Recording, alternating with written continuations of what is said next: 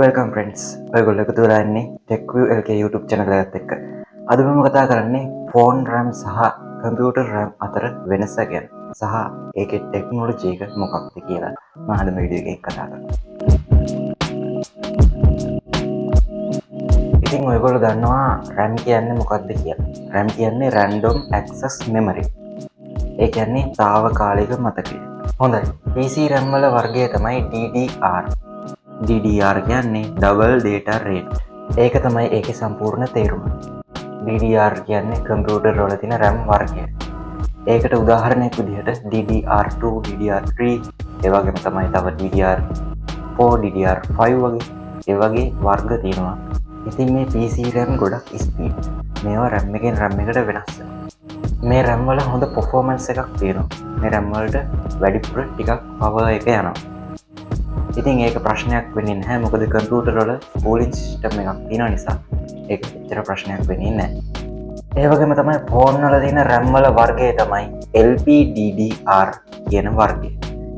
ඉතින් LPDDR කියන්නේ low power double data rate. ඒක තමයි ඒකේ සම්පූර්ණ තේරුම. ඉතින් LPDDR කියන RAM වල LP කියන්නේ low power. ඉතින් එතනින්ම ඔයාලට තේරෙනවනේ අඩු ශක්තියක් තමයි මේ RAM වලට යන්නේ. ඉතින් කම්පියුටර් වලට වැඩි ශක්තියක් යනවා. හැබැයි ෆෝන් වලට යන්නේ අඩු ශක්තියක්. ෆෝන් වල RAM වලට යන්නේ අඩු ශක්තියක්. ඒ කියන්නේ අඩු බලයක්, අඩු power එකක්.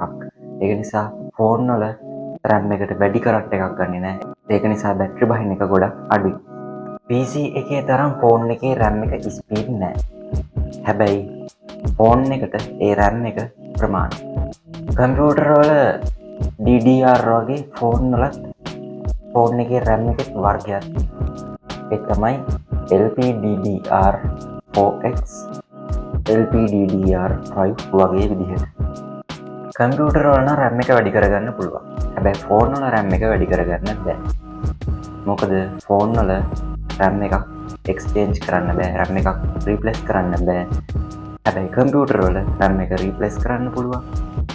ඒ කියන්නේ අපිට 2GB RAM එක මදි වගේ නම් අපිට 4GB RAM එකක් කම්පියුටර් එකට පක් කරගන්න පුළුවන්. හැබැයි කම්පියුටර් වල RAM එක මාරු කරනකොට කම්පියුටර් එකේ RAM එකේ වර්ගය අපි කලින් කතා කරා DDR2, DDR3 කියලා වර්ග තියෙනවා. ඉතින් ඔයාගේ මැෂින් එකේ තියෙන්නේ DDR2 නම් RAM එක වැඩි කරගන්න ඕන වගේ තියෙන්නේ 2GB නම් ඔයාලට 4GB වලට RAM එක වැඩි කරගන්න ඕන නම් ඔයාලට කරන්න තියෙන්නේ DDR2 මැෂින් එකක් නම් DDR2 වලින්ම 4GB RAM එකක් අරගෙන ඔයාලට පුළුවන් ඒකට අප්ග්‍රේඩ් කරගන්න. ඉතින් ඊට පස්සේ ඔයාලට පුළුවන් RAM එක ඒ විදිහට වැඩි කරගන්න. හැබැයි තවත් දෙයක් කියන්න ඕනි DDR2 RAM එකකට DDR3 එකක් සෙට් වෙන්නේ නැහැ. DDR2 RAM එකක් ගහන්න පුළුවන් PC එකකට DDR3 RAM එකක් සෙට් වෙන්නේ නැහැ. DDR2 RAM එකක් තියෙන PC වලට DDR2ම තමයි. ඉතින් ඒ විදිහට RAM වර්ග තියෙනවා. කොහොම වුණත් ඒ මොන වර්ගෙ තිබ්බත් ඔයාලට PC එක RAM එක වැඩි කරගන්න පුළුවන් ඒ විදිහට. මොකද අපිට ඒක සෙට් කරන්න බැරි DDR2, DDR3 ඒ විදිහට වර්ග වලට අනුව RAM එක සෙට් කරන PC එකේ ඒ බෝඩ් එකේ ස්ලොට් එක වෙනස්. ඉතින් ඒක නිසා DDR2 පෝට් එකකට ස්ලොට් එකකට සෙට් කරන්න පුළුවන් DDR2 RAM එකක් පමණයි. DDR3 එකේ ස්ලොට් එක වෙනස්. ඉතින් ඒ විදිහට අදාළ RAM එක අපිට ඒකට සෙට් කරගන්න පුළුවන්. ඒ වගේම තමයි තව දෙයක් කියනවනම් ෆෝන් වල RAM එක වැඩි කරන්න බෑ. ෆෝන් වල RAM මාරු කරන්න බෑ. මොකද ෆෝන් වල RAM එක චිප් එකක් වගේ. ඒක එන්නේ බෝඩ් එකටම. මදර් බෝඩ් එකටම තමයි ඒකේ RAM එක එන්නේ. ඉතින් කොහොමවත්ම ඒක ප්‍රැක්ටිකලි ඒක වැඩි කරන්න බෑ. වෙනස් කරන්න බෑ. ඒ වගේම තමයි ෆෝන් එකේ RAM එක වැඩි කරන ඇප් තියෙනවා. ඉතින් මේ ඇප් වලින් RAM එක වැඩි වීමක් වෙන්නේ නැහැ. ඒ වගේම virtual RAM කියලා ඔප්ෂන් එකක් ෆෝන් වල තියෙනවා. ඉතින් මේ ඔප්ෂන් එකෙන් RAM එක වැඩි වීමක් සිද්ධ වෙන්නේ නැහැ. ඒ වගේම තමයි වැඩි RAM එකක් අවශ්‍ය ඇප් වලට පොඩි හෙල්ප් එකක් වෙනවා විතරයි මේකෙන් වෙන්නේ. ඉතින් කම්පියුටර් RAM එකයි ෆෝන් RAM එකයි වෙනස්.